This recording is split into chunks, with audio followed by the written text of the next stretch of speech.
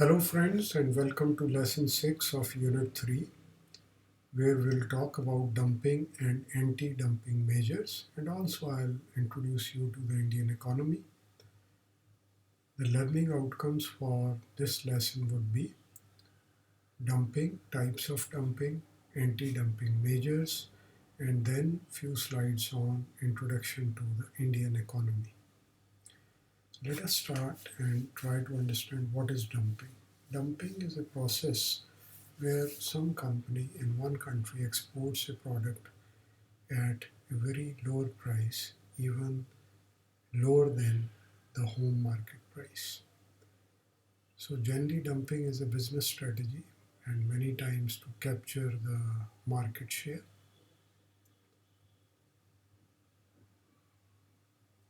and also to kill the local competition. One of the examples is China is very good in that. So, for example, in China, a company is making mobile phones and they sell that mobile phone in US for $200, whereas in China they are selling at 350. Production cost is 250, whereas they are selling at 200. So this is just to kill the US mobile industry. Why people go for dumping? Because number one, to gain the market share. Second is if you want to destroy the local market. And third is you minimize the investment risk because you increase your market share. If you have a lot of stock lying, so you can clear that unsold stock. It also helps to reduce the domestic market pricing through economy of scale. And lastly, it benefits in terms of the export incentives. We talked about export subsidies, so they can avail of those, recognition, and cheap funds for exports, which are available at a very low interest rate. There are four types of dumping. First is sporadic. That means when a company has large unsold inventory and it is temporary in nature because they just would like to get rid of the surplus inventory. Predatory, which is you keep on selling on regular basis the products in the foreign market at lower price. Persistent is more permanent and they keep on selling it consistently at a very lower price. And then comes the reverse dumping, which is the company dumps instead of the international market, the home market. And whereas in the foreign market, they sell at a higher price. What are the anti-dumping measures? So again, you have to put some duties, some tariff duties, import quotas. So you fix the quantity, and there are other ways through World Trade Organization where you can put some pressure on the exporting exporter or the exporting countries. Now, it is very important to understand the difference between anti-dumping duty and customs duty. ADD we call it, anti-dumping duty, and the customs duty. Now, custom duty is a means to raise revenue for development of the economy in that country, and it is used for trade and fiscal policies, so they become part of that. Whereas anti-dumping is just guard against unfair trade practices. Also, this is a remedial measure and it is not necessary if there is no dumping taking place, whereas customs duty is necessary. The anti-dumping duty is levied against the exporter or the country which is trying to export and putting the price very low as per the domestic pricing. Whereas customs duty is universal and applies to all as per the policy and to the country and to the exporter from that country. Small example, let's look at the golden fiber on heavy duties. Golden fiber here is jute. So Bangladesh has been exporting jute to India, and in 2017 India imposed anti-dumping duty on Bangladesh for jute products. And also India denied 12 Bangladeshi companies because they appealed against our duty, but they didn't entertain that. So this anti-dumping duty was imposed on 30 Bangladeshi companies who were exporting jute products to India. So in 2018, Bangladesh exported jute products to the tune of 816 million. And the duty was again raised, and the duty was ranging depending on different products of jute from 97 to 351 per ton. So as a result, in 2019, so they had exported almost less than half, 314 million tons to India. Not tons, maybe, sorry, $314 million worth. Now, these are the 10 countries which are using the World Trade Organization anti-dumping law, and they have asked WTO to take action against the exporters from different countries. India is leading because India and China are the biggest markets, so people try to dump here.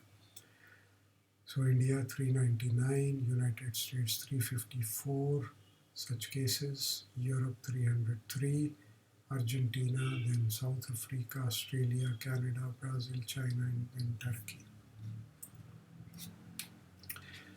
If we look at the duties, that is anti-dumping duties, China puts on the maximum duty, although they export the highest, but they themselves don't want any dumping to be done in China. 132% overall, that's the percentage. India 50.55, Canada, Greece, South Korea, and Turkey. So these are the top 6 countries. So that is all about Unit 3. So for Unit 4, before I take up that unit, I would like to give you some introduction, and I will start with the Indian economy and how Indian economy over the decades grown and how it was under the colonial empire when we were ruled by different colonizers. So what we'll try to discuss is colonization and development, framework of Indian economy, demography. So today we are going to discuss just colonization and development and framework of Indian economy. As you can see in this diagram, so colonial empire in 1914 was looking like this. If you look the Great Britain, which is pink in color, so if you look from the South Pole, that is New Zealand, Australia, and then you see India, then most of Africa towards Americas, so ruled by Great Britain. Apart from that, other European countries, they were also ruling different parts of the world. So colonization is where you have different empires who forcefully occupy other regions and control those regions. If we talk of India, colonization in India ended in 1947, as you all know. But before that, the Britishers ruled, and in Burma till 1948, when they got independence, 1948. So in India from 1958 to 1947, Britishers were ruling. Before that, it was the company rule in India, which was from 1757 to 1858. Before that, Dutch, they were colonizing Indian territory. And before that, it was Portuguese East India Company from 1628 to 1633. And before that was the French India. So different parts of India was ruled by Portuguese and also the French. So how the Indian economy has developed over the years after independence, and if we would like to compare that with China. So Indian economy had been working on socialist influence policies, and it was stayed on sectors, whether these are the core sectors or secondary or tertiary sectors. And we had been having red tapeism and extensive regulations, which we used to call as license Raj. And India's per capita income increased at only 1% annualized rate after independence for the next 30 years. So if you look at the graph and the green line from 1950 to almost 1990, uh, it was increasing by almost just 1%, which is very bad. Whereas if you see China from 1980, it has really lifted up.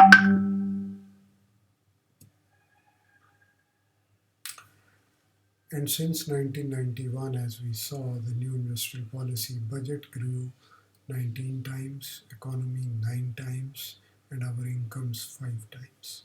So that's how the Indian economy really took a jump from 1991 onwards. So if we look sector-wise, so I'll talk about three sectors here. The service sector contributes maximum to the Indian GDP, and it has a growth rate more than 9%, which is the fastest growing in the world in terms of the service sector. It has contributed 57% towards GDP in 2012-13.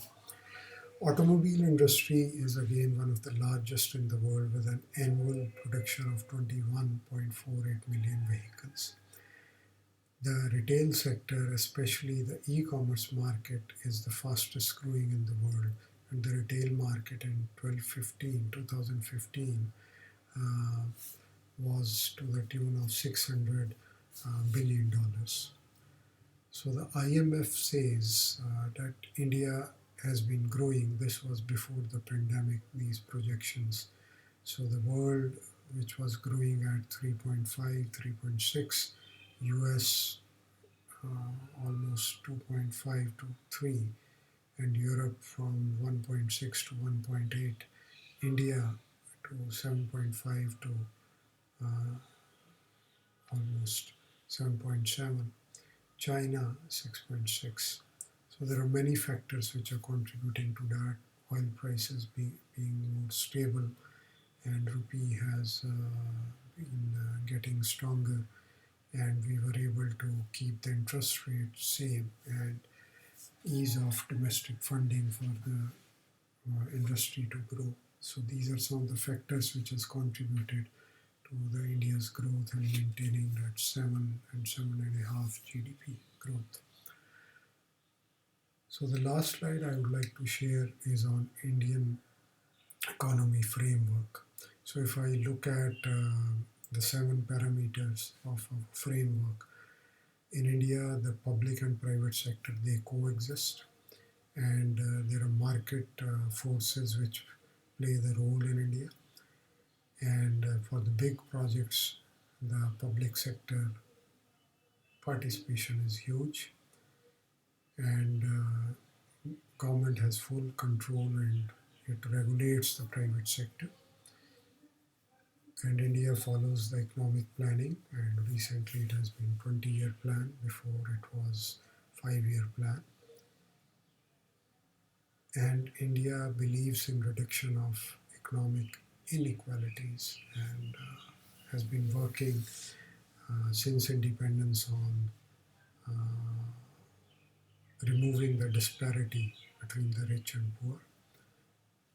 And India works very aggressively on monopoly control so that the market forces are even for all players.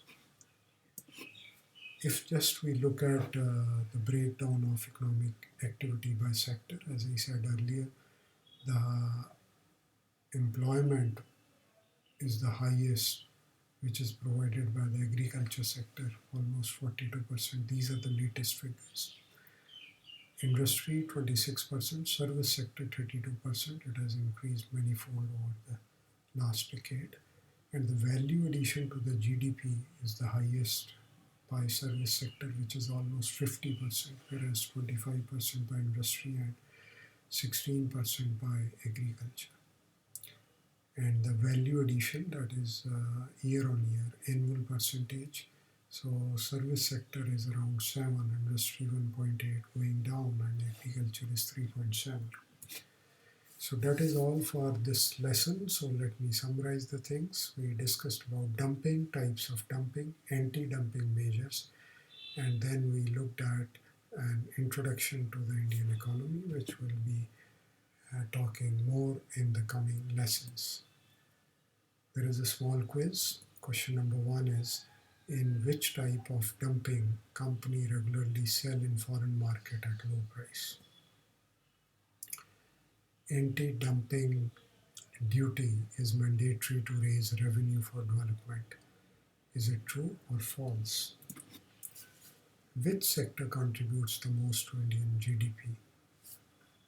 Kindly write your answers, and here you can check those answers. Predatory type of dumping is where the company regularly sell at lower prices in the foreign market. It is not mandatory to raise revenue, so if there is dumping happening, only then the anti-dumping duty will be imposed. Service sector contributes almost 50% to the Indian GDP. So friends, that is all from my side. If you have any questions, feel free to write to me. And if you are interested in going for some further reading, you can go to this URL, which is very interesting and also factual. Thank you very much. Enjoy the rest of your day. Bye for now. Shabba khair.